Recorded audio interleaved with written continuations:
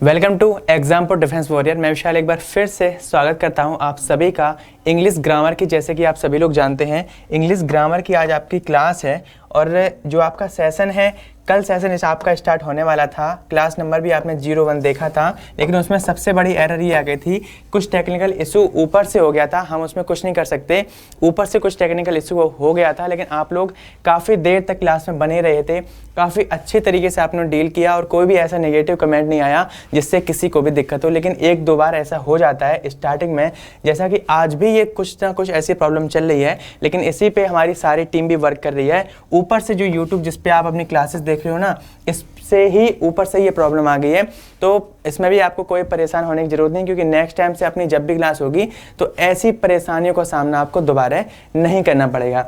और जितने भी लोग अभी सेशन को देख रहे हैं, बड़ी बेसब्री से आपको इस सेशन का इंतजार रहता है, तो सभी लोग मिलकर सेशन को एक बार शेयर कर देंगे और जितने भी लोगों को सेशन अच्छा लगे वो सारे के सारे क्या कर दोगे, सेशन को लाइक कर दोगे। लेकिन अभी जितने लोग हैं सारे के सारे मिलके सेशन को एक बार शेयर कर दो, ठीक है। चलते हैं आज के सेशन पे। जो आपका पहला चैप्टर है, सबसे बड़ी बात आती है सर इंग्लिश पढ़ने के लिए स्टार्टिंग चैप्टर से की कहाँ से जाए।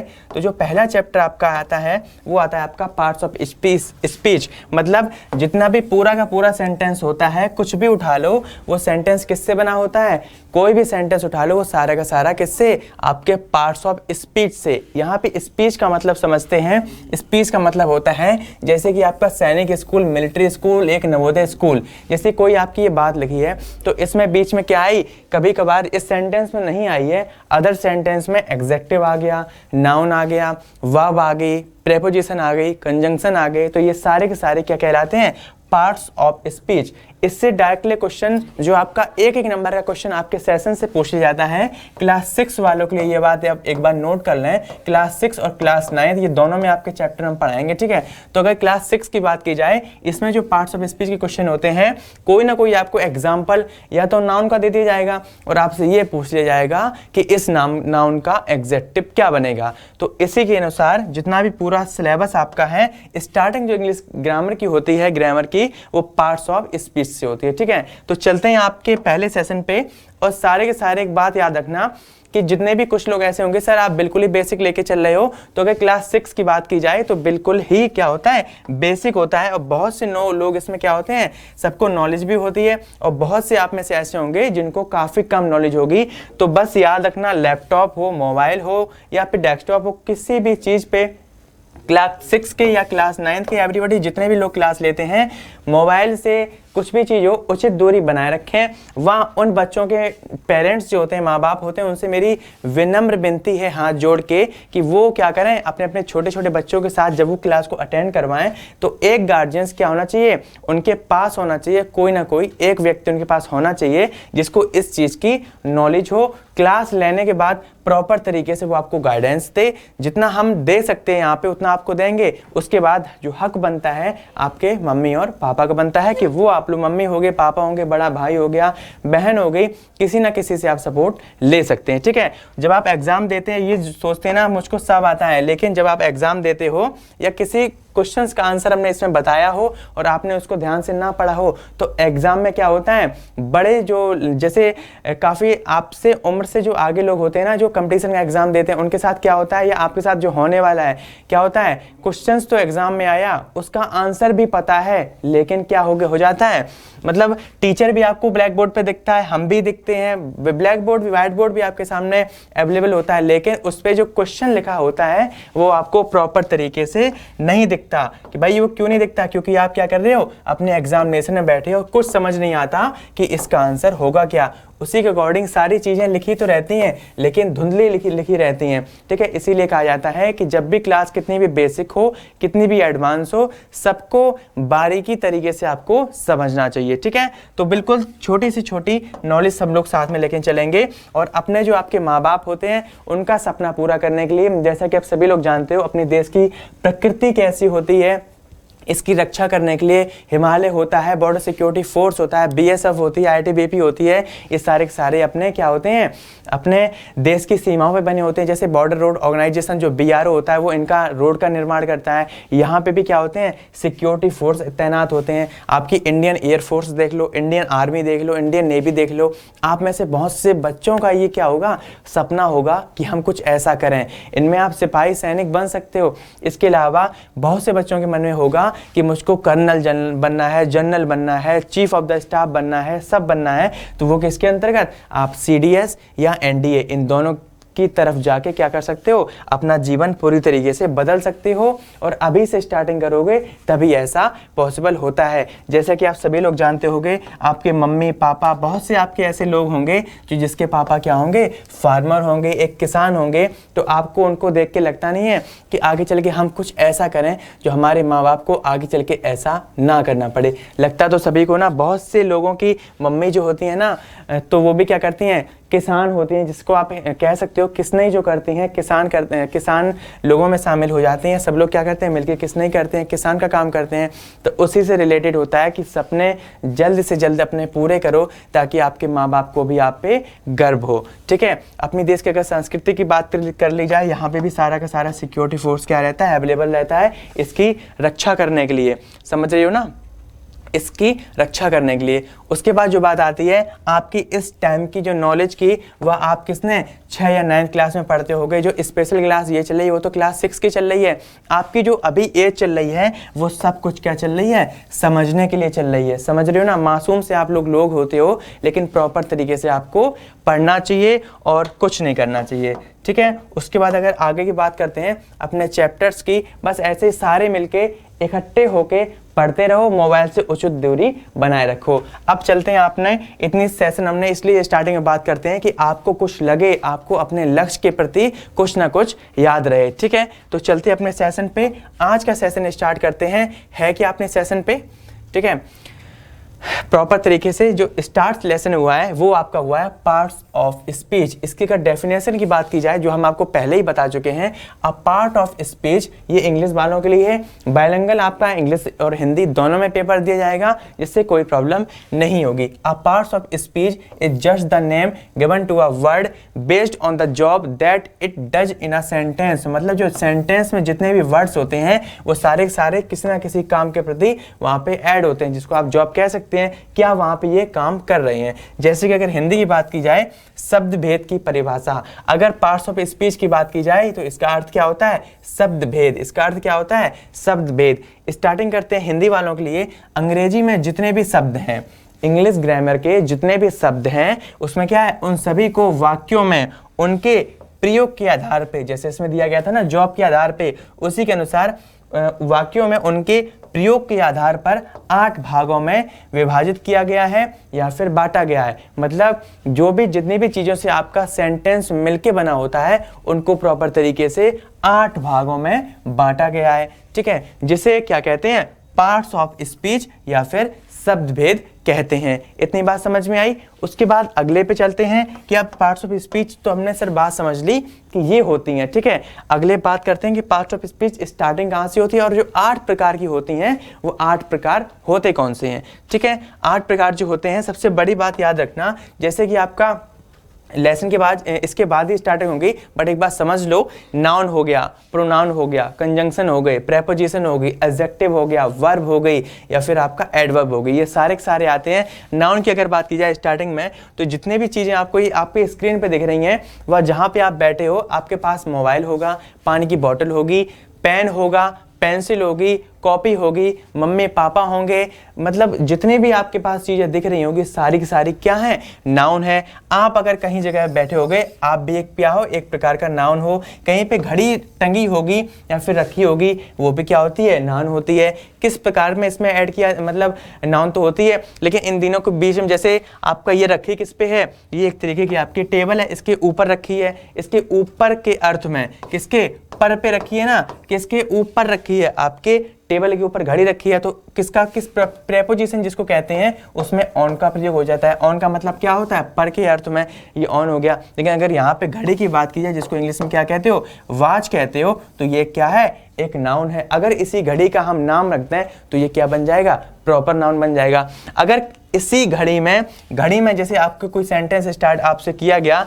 कि टेबल पे क्या रखी है, आपकी घड़ी रखी है, टेबल पे घड़ी रखी है, घड़ी में इतना बजा है, घड़ी में उतना बजा है, लेकिन उसी प्रकार से जो प्रोनाउन होता है घड़ी को रिप्लेस करके एक ऐसा वर्ड लाता है जिससे इसकी व्याख्या वो पूरा कर सके। जैसे अगर घड़ी की बात की जाए तो स्टार्टिंग आपकी इट हो गई, किससे होगी, इट हो गई, जो कि निर्जीव चीज़ों के लिए यूज किया जाता है। अगर यहीं पे आपका ये बच्चा आ जाता, मतलब किसी को आप में से अगर किसी में आप लोगों के जो नाम होंगे, जिसका नाम मान लो कुछ भी मान लो, जैसे किसी का नाम यहाँ पे राजू है, किसी का नाम यहाँ पे राजू है, उसने अगर कोई बात कही है उसमें जितनी भी खामियां हैं, ठीक है, उसमें जितनी भी खामियां हैं, राजू एक लड़का है, राजू रोज स्कूल जाता है, राजू मतलब डेली शाम को पढ़ता है, इतनी पूरी बात की जाए। लेकिन अगर प्रोनाउन की बात की जाए तो इसमें राजू को एक बार राजू का नाम स्टार्टिंग करके या फिर उसको भी रिप्लेस करके ऐड किस प्रोनाउन का कर दिया जाता है, ही का प्रयोग कर दिया जाता है। ठीक है, किसका प्रयोग कर दिया जाता है, ही का, जो कि सब्जेक्ट के रूप में काम करता है, लेकिन क्या होता है,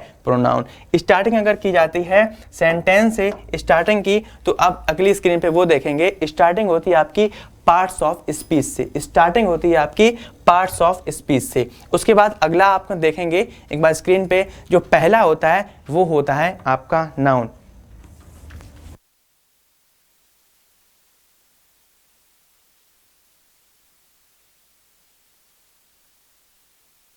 जो फर्स्ट स्टेप होती है वो होता है आपका नाउन। ठीक है, उसके अकॉर्डिंग अगर नेक्स्ट की बात की जाए, यहाँ पे नेक्स्ट होता है आपका प्रोनाउन। पहला कौन सा होता है, नाउन, दूसरा प्रकार कौन सा होता है, आपका प्रोनाउन होता है। इसी के अकॉर्डिंग आपसे अगर ये कही जाए सर तीसरा कौन सा होता है, एक बार स्क्रीन पे नोट करेंगे, सभी लोग मिलके करेंगे। तीसरा होता है आपका एग्जेक्टिव। कौन सा होता है, एग्जेक्टिव। पार्ट्स ऑफ स्पीच जो स्टार्टिंग की बात की जाए, एक बार दोबारा से सभी लोग लिखेंगे। स्टार्टिंग अगर शुरुआत से बात की जाए, ठीक है, शुरुआत से अगर बात की जाए, एक बार सभी लोग क्या करेंगे, दोबारा से नोट करेंगे। पार्ट्स ऑफ स्पीच की स्टार्टिंग की बात की जाए तो पहला होता है आपका प्रोनाउन।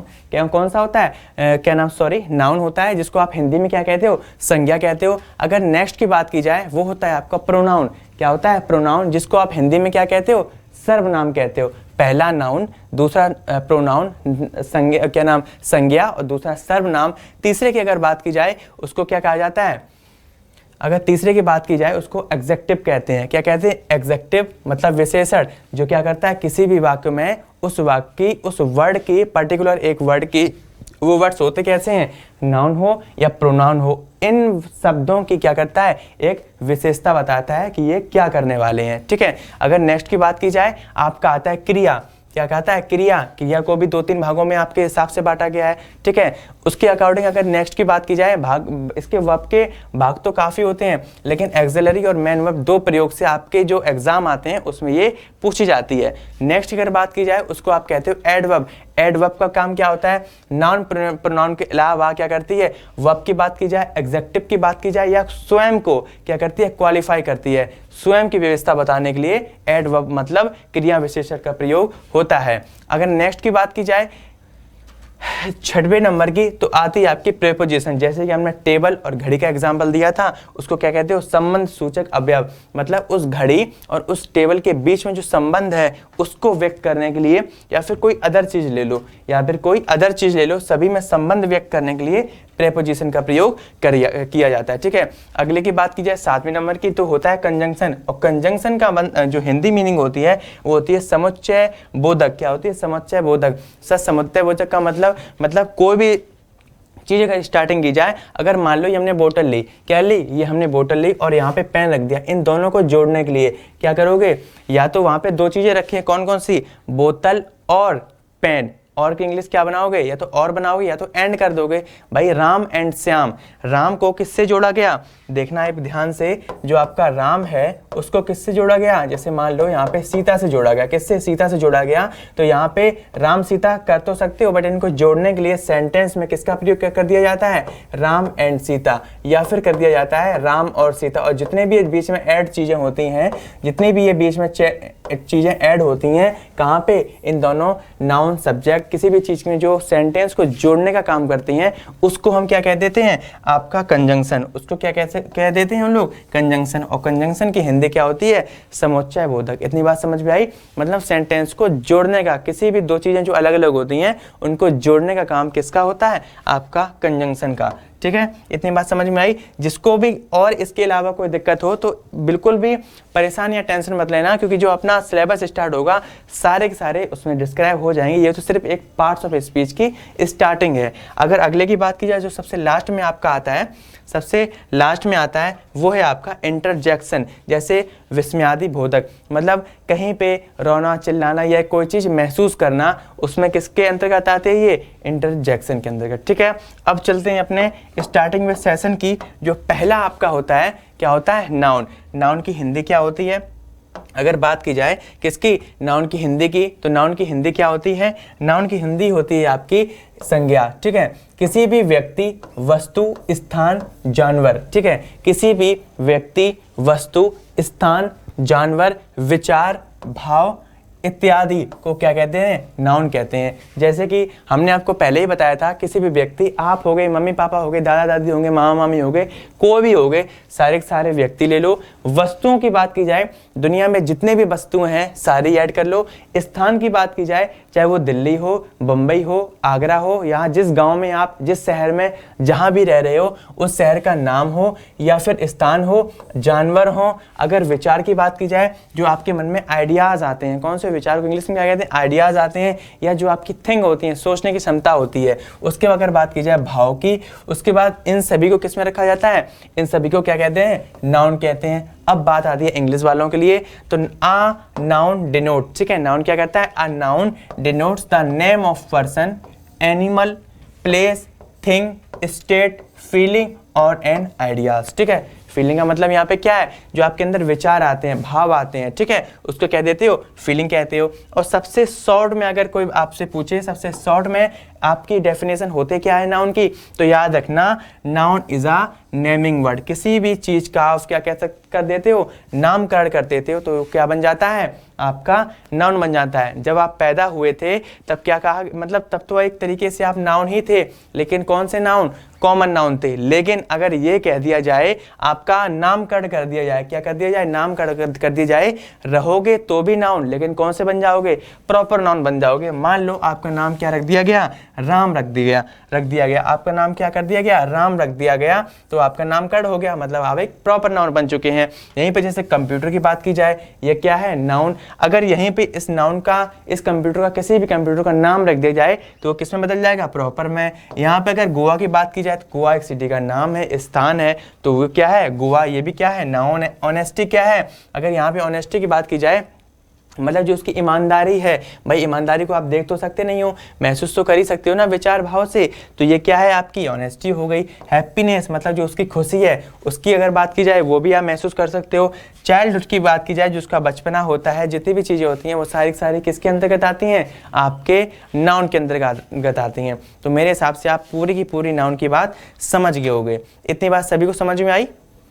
हाँ भाई, आपका दिल्ली भी होगा, अमेरिका, पंजाब, चाहे कुछ भी ले लो, सारे के सारे। अगर व्यक्तियों की बात की जाए, जरूरी नहीं कि ये सिर्फ नाउन अकेला राम ही है, राम नहीं, हमने इसमें आपको भी ऐड किया है। चाहे वो आप हों, महात्मा गांधी जी को ले लो, आपके नेहरू जी को ले लो, जितने भी लोग हैं वो सारे के सारे किसके अंतर्गत आते हैं, आपके नाउन के अंतर्गत आते हैं। अगर आपके एनसीईआरटी के क्या किया जाए, उसके सिलेबस के अकॉर्डिंग आपको अगर तैयारी कराई जाए, मतलब सैनिक स्कूल आपका हो गया, नवोदय स्कूल हो गया, मिलिट्री स्कूल की अगर बात की जाए, इसमें कुछ चीज़ें जो 2 पॉइंट हैं उन दोनों को आप नोट कर लेना। उसमें नाउन को सिर्फ 2 प्रकार से इन्होंने डिवाइड किया है, काउंटेबल, अनकाउंटेबल। काउंटेबल मतलब होता है गणनीय, अनकाउंटेबल अगणनीय। जैसे कि गणनीय का मतलब ये होता है, काउंट का मतलब होता है, काउंटेबल किस वर्ड से बना है, काउंटेबल, TABLE, तो टेबल को हटा दो, उसके ऊपर क्या लिखा है, काउंट लिखा है। मतलब जिन चीज़ों को आप अपने उंगलियों के ऊपर गिन सको, जैसे उंगलियां होती हैं उनके ऊपर अगर किसी चीज़ को आप गिन सको तो उसको क्या कहते हैं, काउंट कहते हैं। जैसे अगर यहाँ पे किसी भी चीज़ की इस बोतल की बात की जाए तो भाई कह सकते हो एक बोतल है, लेकिन अगर आपको यहीं पे कह दिया जाए आपके सिर में बाल कितने हैं तो नहीं गिन पाओगे ना, तो क्या हो गए, अनकाउंटेबल हो गए। तारों की अगर बात की जाए कैसे हैं, अनकाउंटेबल। अगर वाटर की बात की जाए कैसा है, अनकाउंटेबल है, क्योंकि इनको आप गिन नहीं सकते। लेकिन अगर नाउन की स्टार्टिंग की बात की जाए, नाउन को इसके कई भागों में बांटा गया। काउंटेबल नाउन काउंटेबल तो हो गए, लेकिन इसके उपरांत भी इनको आपके 4-5 भागों में इनको बांटा गया है प्रॉपर तरीके से। कितने, 5 में, जो कि हम आपको स्टार्टिंग से पढ़ाएंगे। इतनी बात समझ में आई? इतनी बात समझ में आई? भाई जिन लोगों की कमेंट्स जो हमने आप पे ध्यान नहीं दे रहे हैं, वो कमेंट पे ध्यान इसलिए नहीं दे रहे हैं क्योंकि आज की जो 01 क्लास आपकी स्टार्ट हुई है, 01 जो आपकी क्लास स्टार्ट हुई है, सिर्फ उस पर प्रॉपर तरीके से आप ध्यान दो, ठीक है। और जितने भी कमेंट हैं, किसी को कोई प्रॉब्लम हो, किसी को कोई क्वेरी हो, तो आप जरूर पूछ सकते हैं। वीडियो अपलोड होने के बाद कमेंट बॉक्स में जरूर बताया करो, जिससे अगली क्लास में आपको और अच्छी तरीके से हम चीज़ों को प्रॉपर तरीके से आपको दे पाएँ। तो इतनी सारी चीज़ें समझ में आई? हाँ भाई, बहुत अच्छे।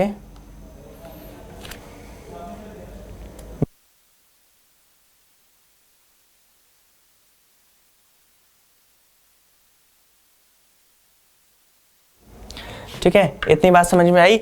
नाउन की यहाँ बात होगी, नाउन के जितने भी टाइप होते हैं, वह क्वेश्चंस कैसे पूछे जाते हैं, ये वो सारे के सारे हम लोग सिलेबस के अकॉर्डिंग डिस्क्राइब करेंगे, ठीक है। अगला सेशन की बात करते हैं। अगला कौन आता है? नाउन के बाद कौन आया था? आपका प्रोनाउन आया था। नाउन के बाद कौन आया था? प्रोनाउन आया था। और प्रोनाउन की हिंदी क्या होती है? आपकी सर्वनाम। प्रोनाउन को हिंदी में क्या कहते हैं? सर्वनाम कहते हैं, ठीक है। अगर प्रोनाउन की बात की जाए, किसी नाउन के बदले प्रयुक्त होता है। ये हमने आपको सेंटेंस में ये बताया था भाई, अगर कोई नाउन है, किस नाउन ने अगर कोई अपनी बात कही है, नाउन किसी सेंटेंस में एक बार आया है तो भाई उसका नाम चल जाएगा। लेकिन अगर वो सेंटेंस में बार बार उसकी पुनरावृत्ति होती है, सर पुनरावृत्ति का मतलब वही शब्द, जैसे सेंटेंस हमने स्टार्टिंग जो की थी आपके राम से की थी। राम ने अगर कोई काम किया है स्टार्टिंग में, अगली बारी नेक्स्ट एग्जाम्पल में आपको बताएंगे, राम ने अगर कोई बात की है, उसने अपना काम तो कर दिया, लेकिन राम ने फिर उसके बाद दोबारा क्या किया? राम स्कूल गया, राम स्कूल आया, राम ने खाना खाया, राम ने पानी पिया। तो वहां पे राम को रिप्लेस करके इसके किसका प्रयोग कर दिया जाता है? आपके ही का प्रयोग कर दिया जाता है। किसका? ही का। अगर यहाँ पे ये तो आपका मेल जेंडर हो गया, अगर यहाँ पे फीमेल की बात की जाए उसमें किसका प्रयोग कर देते हैं? सी का प्रयोग करते हैं। लेकिन ये सारे सारे किस में प्रयोग किए जाते हैं? सब्जेक्ट के अनुसार। मतलब सेंटेंस को बनाने के लिए आपको सब्जेक्ट की तो जरूरत पड़ेगी, तो ये किस रूप में सेंटेंस में काम करते हैं? सब्जेक्ट के रूप में। लेकिन टाइप क्या होता है? ये एक प्रकार के नाउन होते हैं। इतनी बात समझ में आई? लेकिन नाउन की जगह पे जो बार बार बदले में इनके प्रयोग किए जाते हैं, उनको हम लोग क्या कह देते हैं? प्रोनाउन कहते हैं, मतलब सर्वनाम। इतनी बात समझ में आई? सर्वनाम कह देते हैं, ठीक है। इंग्लिश वालों के लिए a pronoun is a word which is used in place of a noun, मतलब जो नाउन के जगह पे यूज किए जाएं उसको क्या कह देते हैं हम लोग? प्रोनाउन कह देते हैं। जैसे कि प्रोनाउन होते कौन कौन से हैं? ही हो गया, सी हो गया, आई हो गया, हु, यू हो गया, मी हो गया, दे हो गया, वी हो गया और ईटीसी। इसके अलावा भी बहुत सारे होते हैं। आप कह देते हो ईच, ठीक है। क्या कह देते हो? ईच कह देते हो, आइदर कह देते हो, नीदर कह देते हो, ईच अदर कह देते हो, वन अदर कह देते हो, दिस हो गया, दैट हो गया, हु हो गया, विच हो गया। लेकिन ये सारे के सारे प्रोनाउन के अंतर्गत तो आते हैं, लेकिन इनके टाइप अलग अलग हो जाते हैं। इनके टाइप कैसे हो जाते हैं? अलग अलग हो जाते हैं। सर टाइप अलग अलग होते कैसे हैं? वो सारे के सारे आपको सेशन में बताएंगे जो आपकी क्लास स्टार्ट होगी। मतलब जो आपका सिलेबस के अकॉर्डिंग जब ये चैप्टर आएगा, आपका नाउन के बाद प्रोनाउन ही आएगा, तब आपको बड़े अच्छे ढंग से हम बता देंगे कि आपके किस किस प्रोनाउन को किस किस में इसमें रखा गया है। और ये सिर्फ इसलिए इसमें कन्वर्ट ये अलग रखे जाते हैं क्योंकि इनको पढ़ने में आसानी हो, इसीलिए अलग होते हैं ये, क्योंकि इसको पढ़ने में आसानी हो। अगले की बात करते हैं, या इनकी सबसे पहले एग्जाम्पल देखते हैं। सर एग्जाम्पल इसमें कैसे पूछ लिए जाते हैं? एग्जाम्पल जो आपका है वो आपकी स्क्रीन पे है, ठीक है। एग्जाम्पल जो आपका है वो आपकी स्क्रीन पे है। एग्जाम्पल क्या कह रहा है एक बार देखते हैं सभी लोग मिलके। एग्जाम्पल है आपका, अरुण एक स्कूल में शिक्षक है। भाई स्टार्टिंग करते हैं किससे? स्टार्टिंग इन्होंने जो प्रोनाउन की बात हमने बताई थी, अरुण एक स्कूल में शिक्षक है। भाई सभी को पता है Arun is a teacher in a school. भाई बिल्कुल सही है। अरुण गणित पढ़ाते हैं। अरुण क्या करते हैं? अरुण टीच मैथमेटिक्स, मतलब अरुण क्या करते हैं? मैथ, जिसको आप कहते हो गणित, ठीक है, गणित पढ़ाते हैं। अनिल अपने छात्रों को अपने बच्चों की तरह मानते हैं। मतलब जो आपके अनिल हैं वो क्या है, मतलब अरुण जो अरुण है आपके, यहाँ पे आपका अनिल हो गया, यहाँ पे क्या लिख लेना, यहाँ भी आपका अरुण लिख लेना। क्या लिख लेना, अरुण लिख लेना। तो जो आपके अरुण है वो क्या है, यहाँ पे अरुण यहाँ पे सब्जेक्ट तो है, लेकिन ये नाउन का प्रयोग यहाँ पे है, क्या कर रहे हैं, क्या है, नाउन के रूप में यहाँ पे प्रयुक्त हुए हैं। तो अरुण एक स्कूल में शिक्षक हैं, अरुण गणित पढ़ाते हैं, अरुण अपने छात्रों को, मतलब जिन छात्रों को पढ़ाते हैं उनके साथ जो बर्ताव करते हैं वो अपने बच्चों की तरह मानते हैं, और उसी के अकॉर्डिंग इनका क्या करते हैं, इनका मतलब इन बच्चों को अपने उन्हीं की तरह मानते हैं जैसे उनके बच्चे ही हों। Arun is a teacher in a school, Arun teach mathematics, मतलब गणित तो पढ़ाते हैं।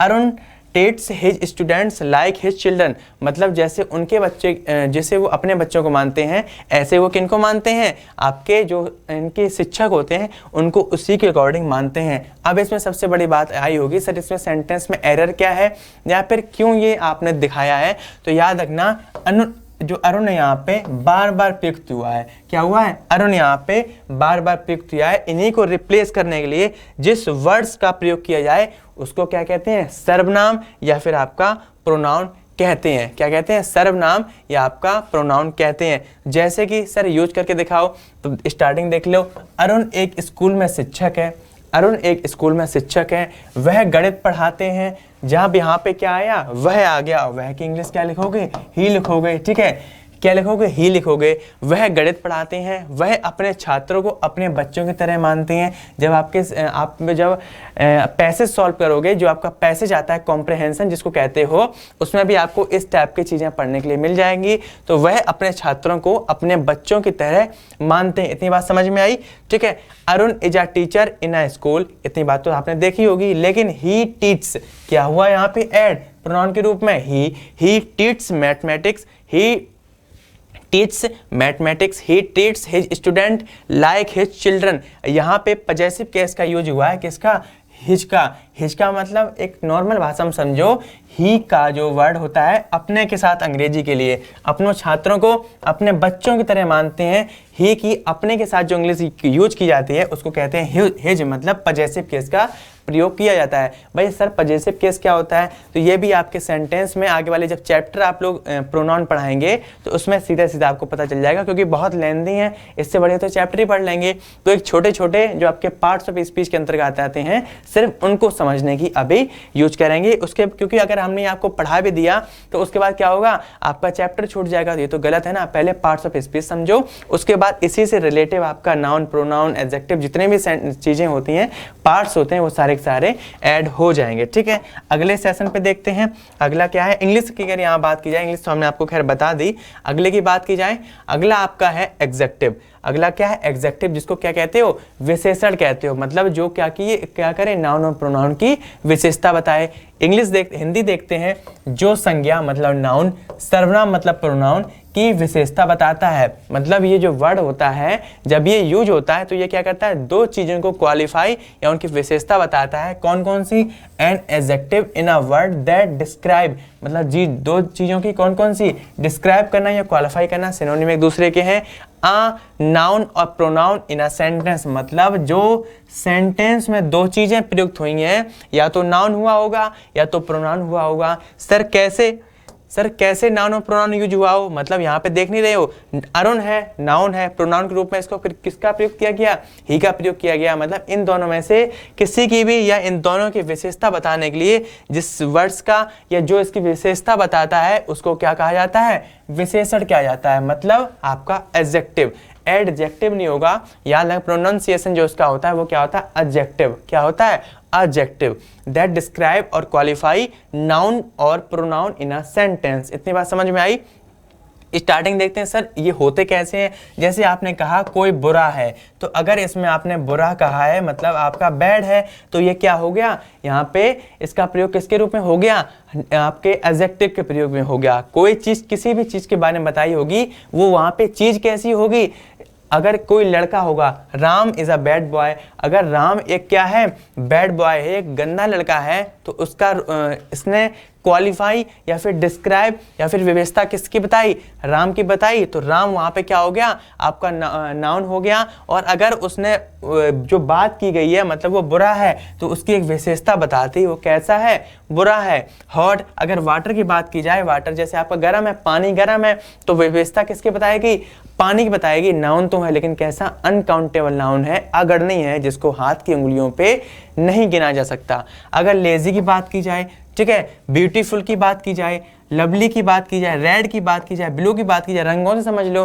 भाई। अगर कोई बात मान लो यह पेन कैसा है, नीला है, मतलब नीला लिखता है या फिर इसका रंग नीला है, उसकी विशेषता बता दी आपने, नीला है या फिर लाल है, स्वीट है, मतलब जो भी विशेषता का काम करता है, जितने भी दुनिया में जितने भी वर्ड्स हैं जो कि विशेषता के काम करते हैं उनको क्या कहते हैं हम लोग, एडजेक्टिव कहते हैं। और वो विशेषता किसकी बताते हैं भाई, दो ही चीजें होती हैं, सबसे बड़ा आपका नाउन जिसको सब्जेक्ट के रूप में हम लोग यूज करते हैं, उसके बाद क्या करते हैं, ये किसकी विशेषता बताते हैं, आपके नाउन या प्रोनाउन की। इन दोनों पॉइंट्स को आप लिख लेंगे। अगर एग्जाम्पल की बात की जाए तो आप सभी के लिए मेरा क्वेश्चन है, आई हैव अ डॉग, क्या है, आई हैव अ डॉग। इसमें अगर नाउन की बात की जाए तो इसमें नाउन कौन सा है, तीन चीजें हम लोग डिस्कस करी हैं, तो एक बार सभी लोग कमेंट में बताएंगे नाउन कौन सा। अभी तक अपने आप की कमेंट पे ध्यान ज्यादा नहीं दिया, लेकिन अगर इस सेंटेंस की बात की जाए तो इसमें आप बताएंगे नाउन कौन सा है। सभी लोग एक बार कमेंट करके बताएंगे इसमें नाउन के रूप में किसे प्रयुक्त किया गया है।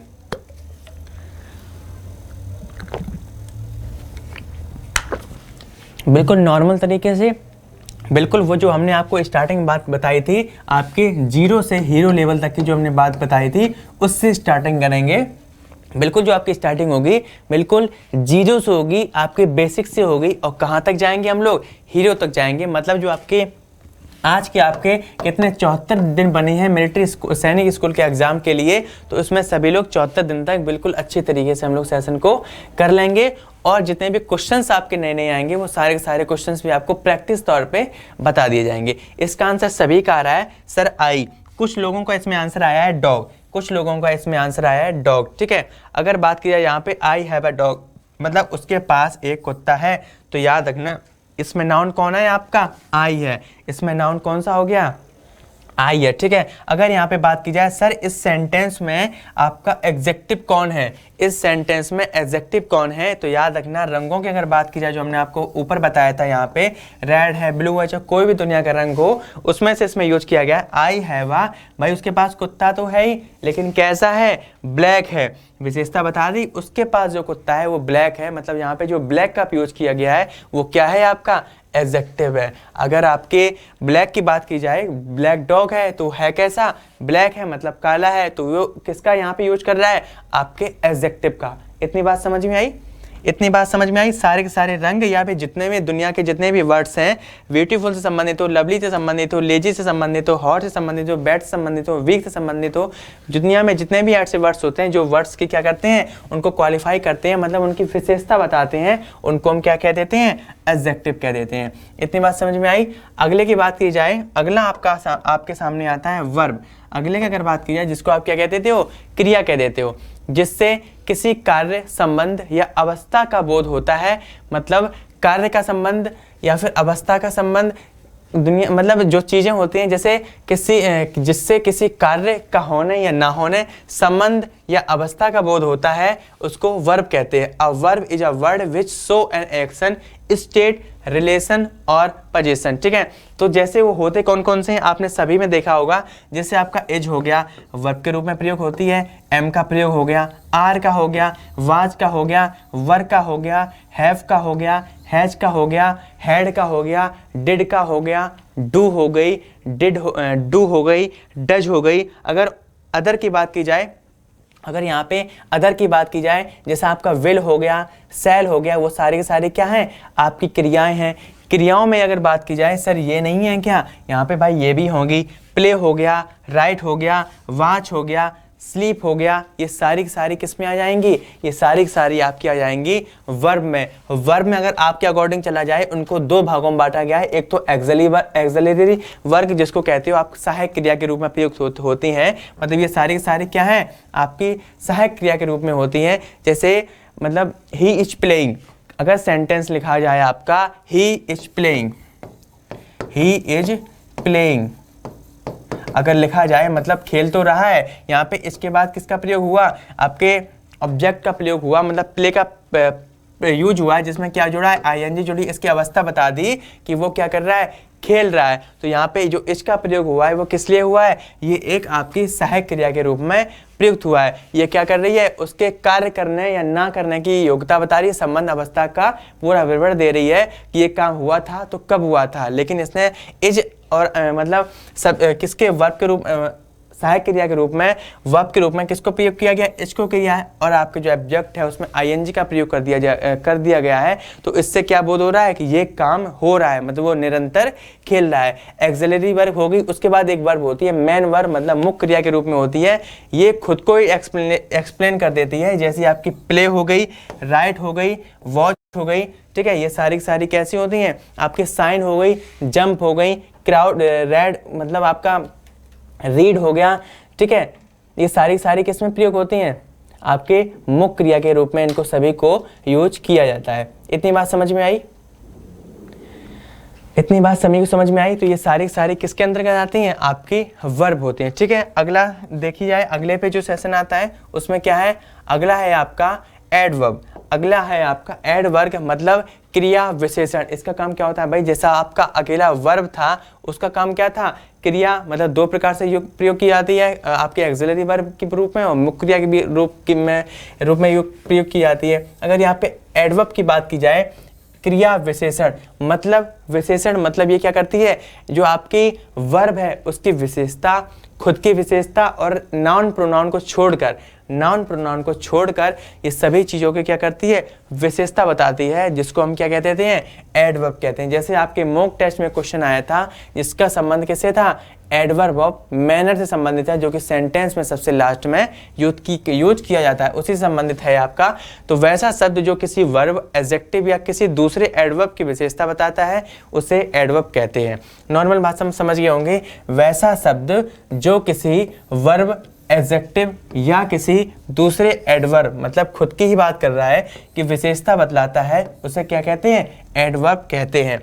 An adverb qualify a verb, an adjective और अनदर एडवर्ब। जैसे फास्ट, जैसे यहाँ के अगर फास्ट की बात की जाए, जैसे अगर कोई इंसान चल रहा है, क्या करना है, चल रहा है या फिर टहल रहा है। अगर बात की जाए ही वॉक वेरी स्लोली, अगर कोई सेंटेंस यहाँ पे लिखा जाए ही वॉक्स वेरी स्लोली, अगर बात की जाए ही वॉक्स वेरी स्लोली, अगर इसकी बात की जाए, सर इसमें एडवर्ब के रूप में किसका प्रयोग हुआ है, तो एडवर्ब के रूप में किसका प्रयोग हुआ है, यहाँ पे वेरी का प्रयोग हुआ है। अगर यहाँ पे की जाए भाई वॉक्स, मतलब वो टहल तो रहा है, लेकिन कैसे टहल रहा है, स्लोली, मतलब धीरे धीरे टहल रहा है। अगर स्लोली की बात की जाए, ये है क्या, ये आपका है एडजेक्टिव, ये क्या है, आपका एडजेक्टिव है।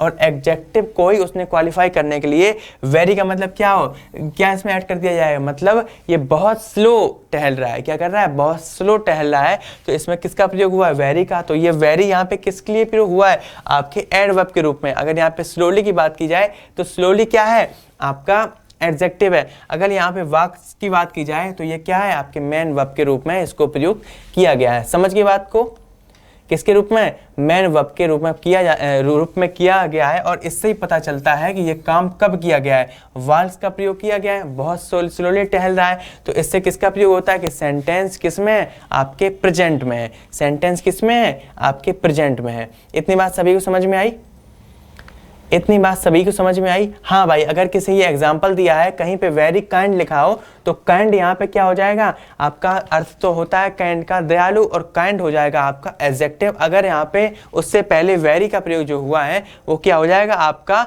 एडवर्ब हो जाएगा। उसके अलावा चाहे उसमें फास्ट लिखा हो, यहीं पर अगर यूज हुआ होता फास्ट, ये क्या होता है, एडवर्ब होता। स्लोली का प्रयोग हुआ अगर होता तो क्या हो जाता, आपका एडवर्ब हो जाती। क्लियरली, वेरी, फास्ट, ये सारे किसके यूज होते हैं, आपके एडवर्ब के। इतना समझ में आया, ठीक है, इतना समझ में आया। अगला देखते हैं एडवर्ब के बाद आता है आपका प्रेपोजिशन, मतलब आपका संबंध सूचक अवयव। प्रेपोजिशन की यहाँ पे बात की जाए तो वह शब्द जो वाक्य में किसी नाउन या प्रोनाउन का संबंध वाक्य के दूसरे शब्द या शब्दों के साथ बतलाता है, उसे प्रेपोजिशन कहते हैं। याद रखना, वाक्य में किसी नाउन या प्रोनाउन, वाक्य में नाउन या प्रोनाउन का संबंध वाक्यों के दूसरे शब्द या शब्दों के साथ, वाक्य क्या मतलब नाउन का प्रयोग या प्रोनाउन का प्रयोग जो वहाँ पे प्रयुक्त हुए हैं उनका यूज किसमें किया गया, उसका जो एक्सप्लेनेशन उसमें दिया जाता है, उसका संबंध जो बताया जाता है दूसरे शब्दों से किया जाता है, उसको बतलाता है कौन, आपका प्रेपोजिशन। उसे क्या कह देते हैं, प्रेपोजिशन कहते हैं। समझ गए। A preposition is a word placed before a noun or a pronoun to show its relation, मतलब अन्य शब्दों का रिलेशन किससे बताए, नाउन और प्रोनाउन से बताए, to some other words in the sentence। जैसे कि आपकी प्रेपोजिशन की बात की जाए तो बहुत तरीके से होती हैं ये, जैसे आपकी in, for, since, into, with, upon, over, ठीक है, ये सारी क्या होगी, बिटवीन, एमंग, ये सारी किसके रूप में प्रयुक्त होती हैं, आपके प्रेपोजिशन के प्रयुक्त में होती है। जैसे हमने आपको किसका एग्जांपल दिया था, टेबल के ऊपर रखी हुई वॉच का, पर रखी है, ऊपर रखी है, तो किसका यूज हो जाता है, यहाँ पे ऑन का प्रयोग हो जाता है। किसका प्रयोग हो जाता है, ऑन का, जो कि क्या है आपकी प्रेपोजिशन है। और इसमें क्या किया, जो वॉच है नाउन का प्रयोग हुआ है, रखी किस पे, टेबल पे, तो मतलब इन दोनों के बीच में इन्होंने क्या कर दिया है, रिलेशन बता दिया है। क्या कर दिया, रिलेशन बता दिया है, और जो कि क्या है, आपकी प्रेपोजिशन है। कौन सी प्रेपोजिशन हो गई, आपकी ऑन हो गई। इतनी बात समझ में आई, इतनी बात समझ में आई, बहुत बढ़िया। अगर अदर एग्जाम्पल की बात की जाए, जैसे आपकी वॉच की जगह किताब रख दो, वो भी पर के अर्थ में, और ऑन का प्रयोग हुआ, वो क्या रिलेशन बताया उसने कि भाई कि टेबल के ऊपर रखी है बुक, तो वो भी क्या होगी, आपकी प्रेपोजिशन हो गई। अगर किसी अदर की बात की जाए, जैसे अगर कह दिया जाए he is going to school, तो वहाँ पे जो टू का प्रयोग हुआ है, वहाँ पे जो टू का प्रयोग हुआ है वो किसके लिए हुआ है, आपके मतलब उन दोनों का संबंध बताने के लिए। वो जा रहा है, कहाँ पे जा रहा है, आपके स्कूल में। एग्जाम्पल जैसे होगा आपका he is going to school, going का स्कूल मतलब जो गोइंग जा रहा है, कहाँ जा रहा है, स्कूल में, उसको किससे डिफाइन किया गया है, डिस्क्राइब किया गया है, आपके प्रेपोजिशन टू से, और टू क्या है, आपका प्रेपोजिशन है। इतनी बात समझ में आई, ठीक है। अगला देखते हैं, जिसको भी पहली बात तो हमने जितने भी चैप्टर से संबंधित है वो सारी की सारी आपको चीज़ें बता दी, लेकिन फिर भी अगर कोई दिक्कत रह जाती है तो परेशान मत होना। जो अपना सेशन है उसी में धीरे धीरे करके आपको जो आपके चैप्टर्स आएंगे उसमें आपको जितनी भी प्रॉब्लम्स होंगी वो सारी आपकी सॉल्व हो जाएंगी।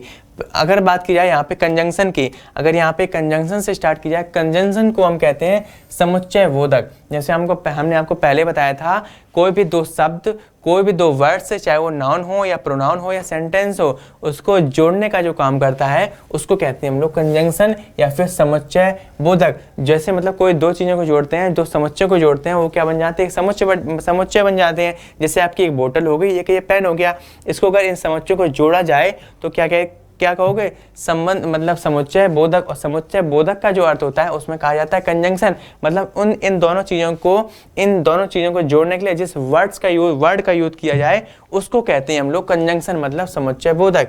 वह शब्द जो शब्दों, ठीक है, वह शब्द जो शब्दों, मतलब दो शब्द जैसे राम सीता मान लो, ठीक है, वाक्यांशों, मतलब जो आपका कोई वाक्य होता है, उपवाक्यों या वाक्यों को जोड़ने का काम करता है। मतलब कोई भी वाक्य, कोई भी सेंटेंस, कोई भी चीज जिनको जोड़ा जाता है और जिस चीज से जोड़ा जाता है उसको क्या कहते हैं, कंजंक्शन कहते हैं। A conjunction is a part of speech, किसका, पार्ट्स ऑफ स्पीच तो है ही, दैट कनेक्ट्स क्लाउज, फ्रेज और सेंटेंस। मतलब सेंटेंस में क्लाउज, फ्रेज, वाक्य, उपवाक्य, वाक्यांशों, शब्दों को जोड़ने का जो काम करता है उसको हम कंजंक्शन कहते हैं। और कंजंक्शन की हिंदी क्या होती है, समुच्चय बोधक। समुच्चय बोधक हिंदी में कोई लिखना चाहे तो लिख लेना, बिल्कुल नॉर्मल भाषा में लिख लेना, जो शब्द दो वाक्यों, ठीक है, सेंटेंस संबंधित हो, दो वाक्यों या फिर दो नाउन, प्रोनाउन इत्यादि चीजों को जोड़ता है उसको क्या कहते हैं हम लोग, कंजंक्शन कहते हैं। कंजंक्शन सर होते कौन कौन से हैं, कैसे कंजंक्शन, जैसे कि आपका दो शब्द राम और सीता को हमने जोड़ा था, और से जोड़ा था या फिर एंड से आप जोड़ सकते हो, तो जो एंड का प्रयोग होगा वहां पे राम एंड सीता से, तो एंड क्या हो जाएगा आपका कंजंक्शन हो जाएगा, ठीक है। अगर यहाँ पे अंटिल की बात की जाए तक के अर्थ में जिसका यूज होता है, ठीक है, इटी से मतलब इत्यादि, जितने भी ये सारे के सारे वर्ड्स होते हैं ये कैसे होते हैं, आपके कंजंक्शन होते हैं, ठीक है। एग्जाम्पल की अगर बात की जाए, जो सभी ने सुना होगा, Sita is poor but honest, मतलब सीता क्या है, गरीब तो है लेकिन ईमानदार है। तो यहाँ पे किसका प्रयोग हुआ है, यहाँ पे बट का प्रयोग हुआ है। इन दोनों के बीच यहाँ पे किसका प्रयोग हुआ है, आपके बट का प्रयोग हुआ है। और बट कौन है, आपका कंजंक्शन है। इतनी बात समझ में आई, इतनी बात समझ में आई सेंटेंस, ठीक है, कोई बात नहीं। Sita is poor, Sita is poor but, ठीक है, सीता इज पुअर, लेकिन यहाँ पे किसका प्रयोग हुआ है, बट का प्रयोग हुआ है। तो बट जो मतलब इन दोनों में रिलेशन, क्या नाम, संबंधों को जो जोड़ रहा है वो किसको जोड़ रहा है, जैसे बट हॉनेस्ट, यहाँ पे जो बट के बाद आपका हॉनेस्ट आया है, मतलब ईमानदार तो है, लेकिन इन शब्दों को जोड़ा किसने, आपके बट ने जोड़ा है। और बट यहाँ पे किसका काम कर रहा है, कंजंक्शन काम कर रहा है, मतलब समुच्चय बोधक, मतलब इस सेंटेंस को, इस पूरे सेंटेंस को इससे जोड़ दिया, और जो जुड़ा हुआ शब्द होता है उसको कहते हैं हम लोग कंजंक्शन। किसी भी चीज को जोड़ दो, किसी भी चीज को जोड़ दो, जैसे आपने कहा मम्मी और पापा, मतलब जो उसमें और का शब्द हुआ है वो क्या हुआ है, उसको क्या कहोगे, समुच्चय बोधक, या फिर आप कह सकते हो कंजंक्शन। इतनी बात समझ में आई। सेंटेंस जो आपके आगे आने वाले एग्जाम्स में आएंगे, जैसे किसी दो सब्जेक्ट को, जैसे लिखा है यहाँ पे ही एंड आई, जैसे आपने लिख दिया ही and me, he and I, इसका प्रयोग वैसे होता नहीं है। जैसे आपके नॉर्मल से स्टार्ट कर लो, आपको सिर्फ समझाने के लिए हम बता रहे। जैसे यहाँ पे लिखा गया ही एंड आई, तो इसमें पूछ लेगा यहाँ पे जो वर्ब आएगी, क्रिया आएगी, वो किसके अकॉर्डिंग आएगी। तो ऐसे आपके क्वेश्चंस में पूछ लिए जाते हैं, किससे संबंधित, कंजंक्शन से संबंधित। ऐसे आपके, जिसको आप कह देते हो एरर डिटेक्शन, जो हमने आपको आपके जो आपका सेशन सिलेबस बताया था उसमें ये बात डिस्क्राइब करी थी कि इससे क्वेश्चंस कैसे बनते हैं, कैसे एग्जाम में पूछे जाते हैं। बिल्कुल नॉर्मल से क्वेश्चन होते हैं। और एक बार सारा का सारा, जब आप सिलेबस तो आपने देख ही लिया होगा, जब आप सेशन में पूरा पढ़ लोगे सारे चैप्टर्स को, तो सारी कन्फ्यूजन दूर हो जाएगी।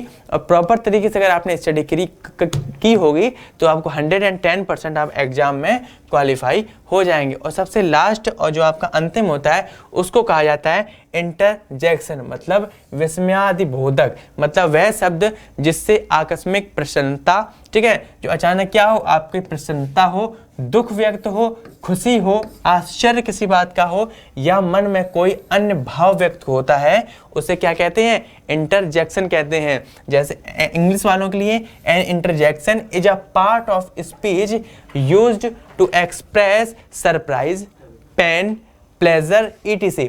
इन सारी की सारी जो वर्ड्स यूज होते हैं उनको कहा जाता है इंटरजेक्शन या विस्मयादि बोधक। एग्जाम्पल के तौर पे समझ सकते हो हुर्रा, ठीक है। अगर यहाँ पे ओ की बात की जाए, आ की बात की जाए, एलास की बात की जाए, ब्रावो की बात की जाए, और आपके इत्यादि, ये सारे सारे जितने भी शब्द हैं जो कि कोई ना कोई प्रसन्नता व्यक्त करता है, कोई ना कोई दुख व्यक्त करता है, इन सभी को क्या कहा जाता है, इंटरजेक्शन कहा जाता है। इन सभी को क्या कहा जाता है, इंटरजेक्शन। तो आज का जो सेशन था, आपके इस सेशन से किससे, आपको जो सेशन था पार्ट्स ऑफ स्पीच से, वो सारा आपका कंप्लीट हो गया है।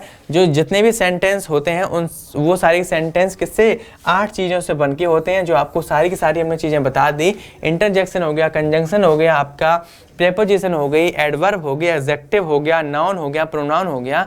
इन सभी चीज़ें से सेंटेंस बन के तैयार होता है। और उसके बाद इन सभी चीज़ों को क्या किसके अंतर्गत रखा गया है, पार्ट्स ऑफ स्पीच के अंतर्गत रखा गया है। इसके अलावा जितने भी चैप्टर्स 8 के 8 जो इसमें यूज हुए हैं, वो आपके सारे के सारे चैप्टर्स हैं। आपने पढ़ा होगा, आपका आर्टिकल हो गया, आर्टिकल किसके अंतर्गत आता है, आपके एग्जेक्टिव के ही अंतर्गत आता है। ये सारी के सारी जितने भी आपके चैप्टर्स हैं, ठीक है, सिनोनिम हो गया, एंटोनिम हो गया। अगर आपके वोकैबुलरी के पार्ट में बात की जाए तो पूरा आपका वोकैबुलरी सारा का सारा आपके सेशन में कवर हो जाएगा।